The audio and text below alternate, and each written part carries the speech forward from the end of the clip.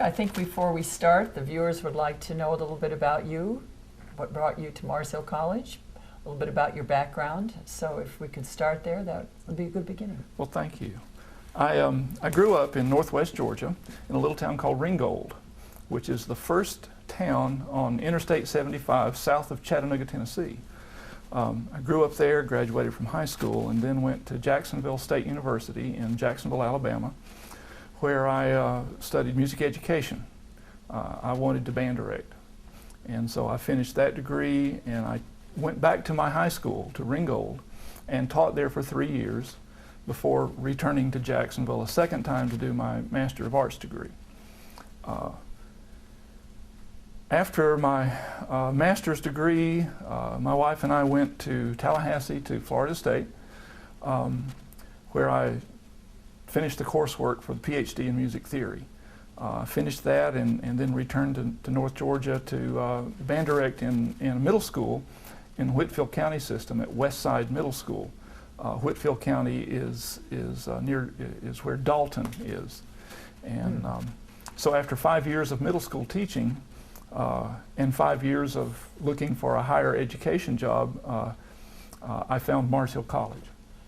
And was the advertisement something that was in a place where anybody could see that advertisement? Well, at the time, in 1992, there were the usual print media for higher education job announcements, but then there was the Lutton Music Personnel Service, which was based, I think, in Orlando, Florida. And essentially what I did was fill out reams of forms for these people.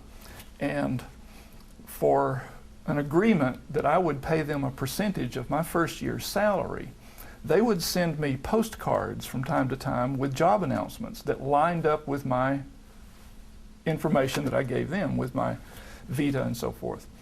Well, in March, I think it was, of 1992, an envelope came from Lutton, and so I opened it up, and you know, there was just all kinds of jobs listed. I mean, there were church music jobs, this, that, and the other. And then there was one little postcard that said, Mars Hill College, 18 miles north of Asheville in the western North Carolina mountains. I mean, that had Jim Thomas's stamp all over it.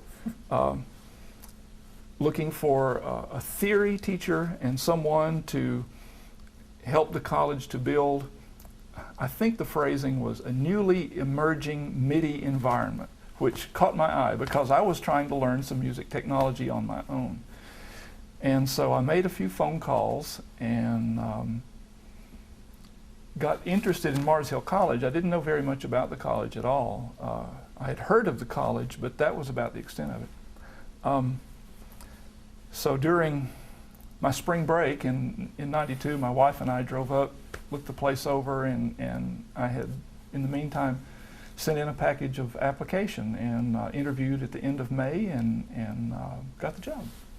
How old was Les at that time? Les was 2. She was 2. She turned 3 a week after we moved here. And so this is the only home that Leslie has ever known. Leslie's now a sophomore at Wingate University, but this is the only home that she's known, and so she grew up in the halls of the college. And on snow days, when she couldn't go to daycare or when she was in kindergarten or elementary school, she would come stay with Dad. She would come with me, and so it was an adventure to have her, and the college students just adopted her. I mean, they would take her out, and if it was a snow day, then that meant there was snow up here, and so they would go sledding and all those kinds of great things. And Les loved snow days. I never understood that, so it was great. So during the interview, why do you think they were interested in your application? Well, Jim Thomas answered that question for me several years later, as he is known to do. He said, we were interested in you because you had done something, speaking to me. And I said, well, what do you mean by that? And he said, well, you had done all of your doctoral coursework and you were a true ABD. You had been teaching in the public schools, and so obviously you had worked in a number of situations your references spoke well of you, and you were interested in this technology that we wanted to bring to the campus. Those are the things that he said to me. And so, long story short, he said because I had done some things, and those were all things that just seemed logical for me to do, he said that their search committee was interested in me. And I was forever grateful for his answer. So what was there a disconnect between what you thought you were going to find when you came and what actually existed when you walked into this program to administer? Not really, not really. Dr. Wayne Presley was on the search committee, and Wayne and I had a lot of conversations the summer before I came. And Dr. Pete LaRue was the band director at the time. We had a lot of conversations. But Jim Thomas really answered every question that I had, and he was very forthright, as you can imagine. So I had a pretty good idea of what the department wanted to do, but I had never done all of those things at one time, and I had only really dabbled in music technology. I had had one course in music technology, and so pretty much the things that I brought were self-taught, and eventually that turned into a curriculum that worked. And now, just depending on the school in question, there are multiple degrees in music technology, but that's all evolutionary, just in the nature of technology in the past decade and a half. But Jim Thomas really answered a lot of questions, and Dr. Presley was so helpful with that summer before I came, with prepping me for what to expect and what not to expect. It was very exciting to me. It might be helpful for the viewers to know that Jim Thomas was the Fine Arts Division Coordinator at the time you were hired, and Dr. Wayne Presley was the chairman of the music department. That's so right. And the administration stays much the same now. We have a fine arts coordinator and a chairman of the department. So, all right, so we've got you coming into the program, and there's not a technology base per se, but there's an interest on the part of the institution. So how did that interest get flesh on it? What was your strategy, and then how did you follow through on that? Well, in 1992, when I came, excuse me, it was entirely about budgeting. What were we going to try to do with X amount of budget funds? And we didn't know if we would be able to, say, 2 years down the road, do anything new. And so we knew that if we were going to do this, we had to do a fairly small kind of implementation, but do it very well. So I spent all of that summer, when I wasn't moving, I spent all of that summer researching hardware and software and equipment to try to get a really good base of equipment on which to base a program.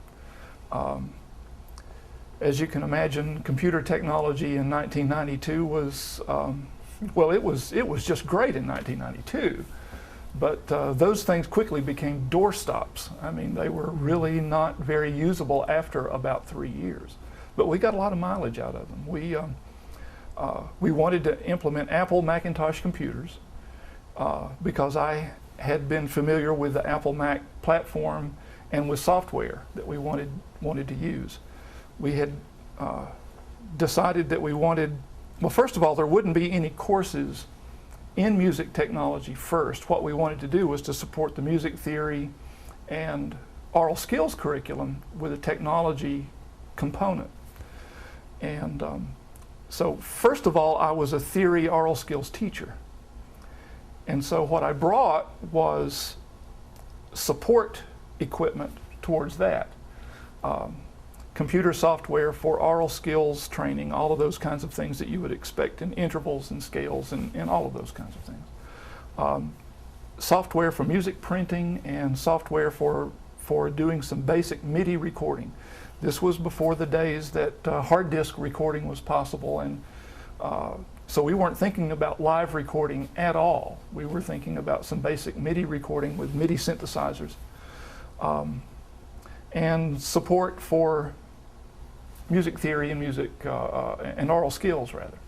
That's what our first effort was toward. And so we bought a writer's package from Apple Computer, which consisted of 6 Macintosh Classic II computers, running all of 8 megahertz. I mean, we were so proud of that. It included a laser printer and telephone net connectors so that we could network everything together so that we could all print to the same printer. It sounds primitive, but we were in high cotton in 1992. We bought 6 Roland synthesizers, MIDI synthesizers. We bought speakers and headphones and basic software for all 6 setups. And so on one of my trips up here, I finally got a dollar figure on what I could spend. So I started calling and getting bids on things, and we wound up ordering the computers directly from Apple Computer, and the hardware we ordered from, the MIDI hardware we ordered from Musicians Workshop, just on Merriman Avenue in Asheville. They treated us very well and helped us to get everything ordered and started, and they were thrilled that somebody bought 7 keyboards at one time. Then I had to do a little bit of shopping by phone to find competitive prices on software, which at the time, music printing software, even primitive as it was $600 and $800 a copy. But we had made, the college had made the commitment to go for it, to try it. And so I kept finding people that would give us a better price and a better price, and I finally got it within the budget, and we ordered the things. About 2 weeks after school started, we had the lab all set up, but we had no software. So we had a beautiful place to look, but nothing to do with it. And then all those boxes of software came, and it was a party. I spent about 4 days in the lab installing all the software because you had to do it one at a time from floppy disks. And we installed all the software, and then I had to try it all out and then get people in to try it out themselves. So we were learning as we were doing. Literally, we were figuring it out as we went along. Tell us where that lab was located. Oh, the first lab was in Moore, room 141, down in the basement of Moore, next to what was then the theory classroom. Now it's used as a keyboard lab. We needed to do a little bit of upgrading in terms of electrical service, air condition the space and so forth, and a coat of paint, and we were ready to go. They built me a big cabinet to store everything in, so we just moved in and set up as best we knew how. And again, we were making it up. There weren't any models to go by. So I just set it up as I had seen other labs set up, only on a slightly smaller scale. So I set things up, and off we went. Did you travel to any other institutions to see, particular university institutions, to see what they were doing? In the summer of '91, I took a course at Georgia State University in Atlanta. Dr. Tom Rudolph, who is a national name in music technology and music education, did a week-long class. And so I decided that I would enroll in that class. This is while I was teaching middle school. And that's the one course that I took. But I looked at Georgia State's setup and the setup that Dr. Rudolph used in his week-long technology class at Georgia State, and made a lot of notes and just filed them away for later use. And I really relied on that a lot when we set up our lab, because there weren't instructions on how to do this times 6. Anybody could set one up at home, one at a time, but we were doing this with 6 machines, and trying to get everything to work in concert, and that was a new thing. And sometimes it worked, and sometimes it didn't. But we were figuring that out as we went along. So if you look back at that, how did this improve the theory program? In other words, we were going to be going in this direction and continuing to grow and to stay at the cutting edge, which you did for us. But what do you think it really did, and as you look back, how did it move the theory program ahead? That's a tough question. I still believe that a classroom setting is all about the student. And so how does the student learn best? Coming through the graduate programs that I did, it had to come from the teacher first. And so I knew that I was not going to use the technology as a substitute, but the technology was going to be a supplement. It was going to be support for a curriculum that was going to be headed by a teacher.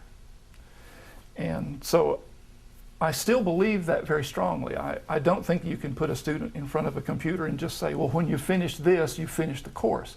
I don't think that's fair. I don't think that's education. And so I never treated it that way. It took me a while to figure out how to coordinate what our software was capable of doing with what I needed to do in a theory classroom, in an oral skills classroom. The computer technology, excuse me, was really great at drill and practice. As programming techniques became more sophisticated, I found that there was better software. But fundamentally, it always came back to drill and practice. So I was going to teach the students in the classroom and then have them practice that skill with technology, because the computer could be tireless in giving them variations on a problem. So that's how I used the technology. How did the students grow from that, or how did the program grow? Well, as the technology became more user-friendly and more affordable, we were able to implement more workstations. Our lab now has 10 workstations with vastly more computing power and software usability than we ever dreamed about 16 years ago. I think the students, more than anything, when they didn't have an assignment to complete, their own curiosity led them to do some discovery. A number of students left here to go into composition programs, graduate programs in composition. And it wasn't because of what they'd learned in a theory class. I think it was because they had a venue by which they could come in and experiment, put some notes on paper, and then hear it played back in some fashion. So I would completely give credit to the students and their own creativity and their own sense of adventure when they would interface with this technology. It wasn't because of what I was teaching in the classroom, even though I think I was fairly effective in doing that. By and large, students figured out how to use this technology to best suit them, and I think that's what learning is all about. How can I use this tool for my needs? And so I encourage them to do that. It's a long answer. I don't know if I got answer. That's a good answer. if I got to the heart of your question or not. Tell them a little bit about your being a resource for this area. In other words, with in-service teacher training, how did you put that piece together so that you were giving to the wider community from your experience here? Having been in the one course that I took with a group of teachers who were there to learn the technology, I saw the impact that music technology could have in the classroom, the public school classroom teacher. So I decided after a couple of years to try to offer a summer music technology workshop. So we ran it past a number of people, and I think it was in the summer of '94 we had the first summer technology workshop. We advertised in the Music Educators Journal, the North Carolina Music Educators Journal. did some direct mail advertising to teachers and principals. And I believe we had maybe 12 people. We had 2 people on each computer because we had 6 workstations. And I think we had 12. We had advertised that we would take the first 12, and we had a full house. So I had decided that since I had only participated in such a class before, that I would kind of model it along that. What did I want them to be able to do? What did I want people to be able to do at the end of a week? So we broke it down into music recording, music printing, and maybe classroom helps, those kinds of things. 3 fundamental areas that we were going to explore during the week. I put together a 30 contact hour week, and we had a pretty good week. I think C. Robert was in that first workshop, I believe. And I just remember we had a lot of laughs because most of the time the equipment worked, but when it didn't, we just unplugged it and started all over. So we didn't let difficulties stand in our way. I think we learned a lot. I learned a lot about how to manage a large room of people learning a discipline that was emerging. It was a challenge to learn how to teach that technology. But I kept recalling what a friend of mine said: I want a student to learn a skill and then go away and practice it. And so that's what I did. We taught some basic, here's how to get everything hooked together. And so then we took all the workstations apart and then we put them all back together again. So we learned how to put together a workstation so they could do that when they got home.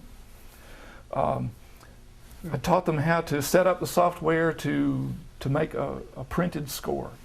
So we practiced that. And then we started putting in notes, and then we started transposing and creating ensembles and so forth like that. And by the end of the week, we didn't know it, but we had learned how to do a lot of things.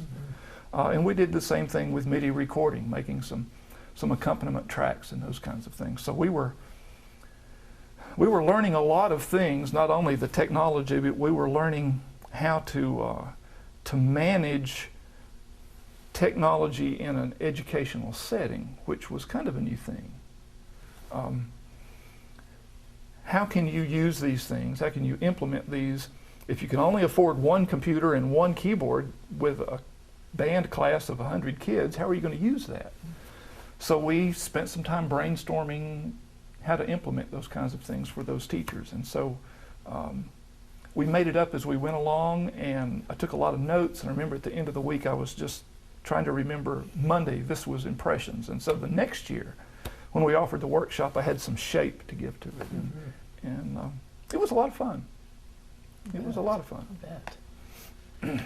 When you're on a campus of this size, you're not just a resource for the department, but you're also a resource for the institution. So could you say a little bit about how you informed the technology subcommittee or subtext, whatever that was, that got that started?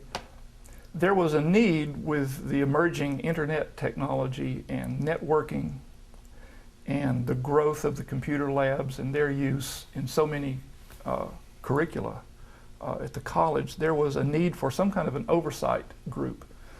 And so we formed an ad hoc technology committee, and I couldn't begin to tell you who was on that. I just remember George Peary and Gerald Ball, of course, and myself. I think we do we even have an IT? Oh, no, Gerald was in charge of information technology, even though it wasn't called that at the time.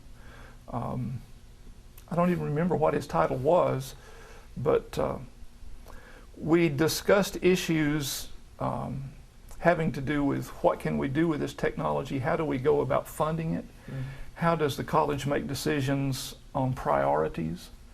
And so we laid out a plan that ultimately was implemented and having to do with leasing so that we could keep relatively new technology in the classrooms and available to students. Gerald has managed those things magnificently through the years. I think this lab, the MIDI lab, has gone through, I'm thinking 1, 2, 3, 4 sets of computers in 16 years.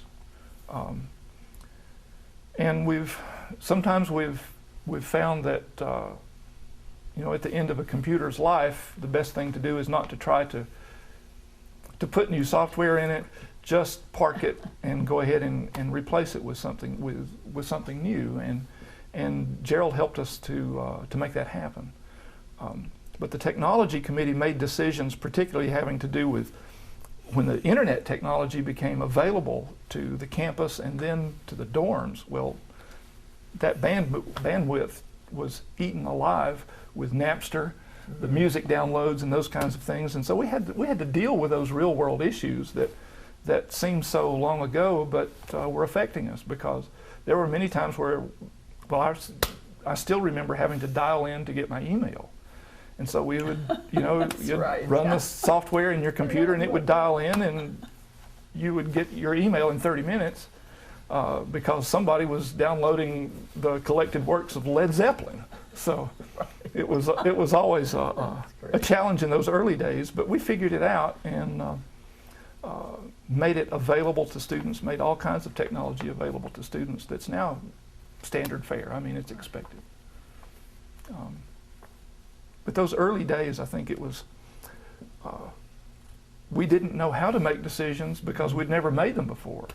So we did an awful lot of talking about what if and how are we going to handle all of these different things that might happen, and most of them never happened. But we were able to put together a pretty good campus network, and that's something that I hope that the campus remembers Gerald and George Peary for, because they, among other things, I mean, they really spearheaded that implementation on a campus-wide basis. So if you look back over your tenure here, what do you think your legacy is to Mars Hill College?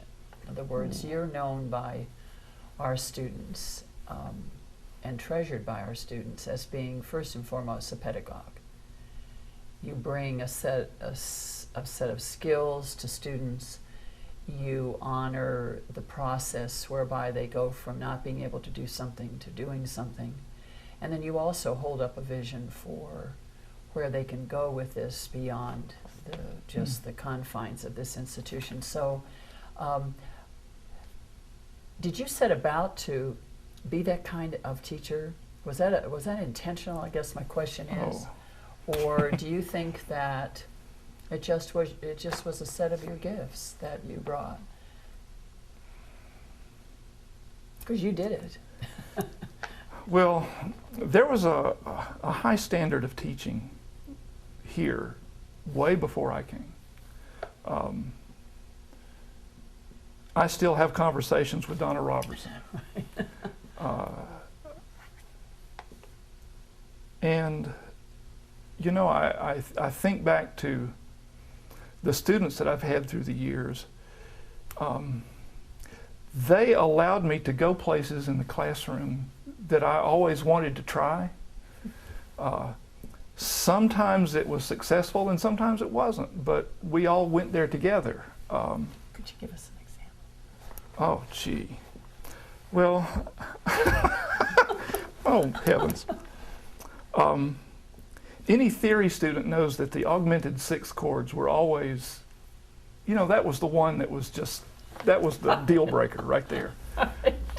We lost majors on the absolutely altered chords. and so I decided that I would find some way to make the analysis and the writing of any kind of chromatic harmony. But when you get into some of the advanced chromaticism, things can be, you can just beat your head against the wall all day and not come out with a good way to learn that. Well, I decided that students needed to just recognize some fundamentals first. So I was in a classroom one day and I said, The accidental is like the guy standing on the side of the road wearing the day-glow orange vest who is directing traffic while they're working on the roads. And this funny look came over their eyes, and I said, I'm the guy wearing the day-glow orange vest. That's the chromatic note. That's the E natural in the key of A flat, you know. That's the B natural in the key of F. It's pointing you somewhere. And suddenly the light came on. And I decided that I would chase that rabbit a little bit.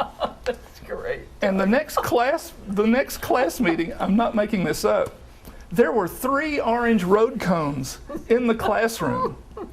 And they had somehow swiped one of those day-glow orange vests.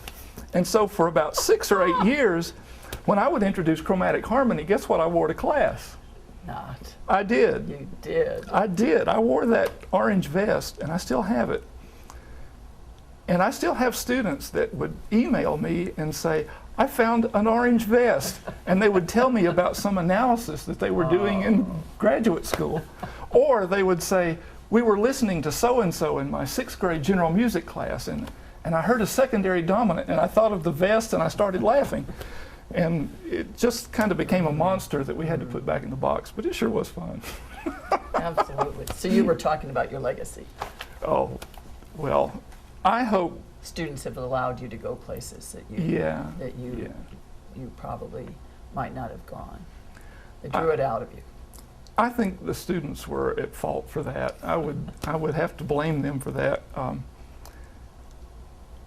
I have been blessed with incredibly gifted students here, and I've been blessed with students that weren't so gifted.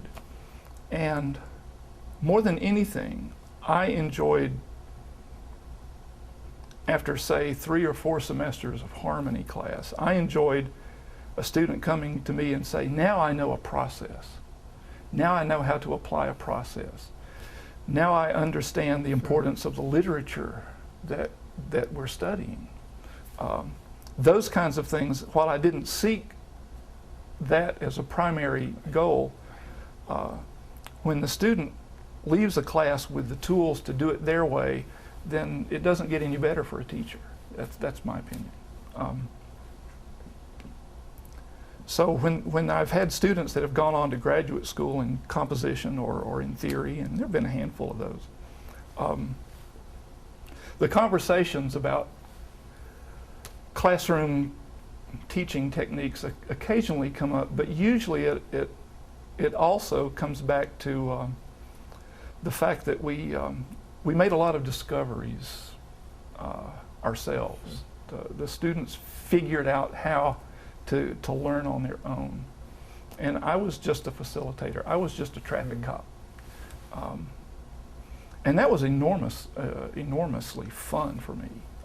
It still is. Well, everybody wants to know, when you stay at a place for as long as you've been at Marceau College, what the catalyst for that was. What kept you engaged? What kept you thinking, this is my space, this is a place for me? Because you've had a career here. Yeah. I don't know that I could put it into any kind of prioritized order. So I'm going to start out with this having kind of equal weight. The students were endlessly fascinating to me. They were endlessly curious.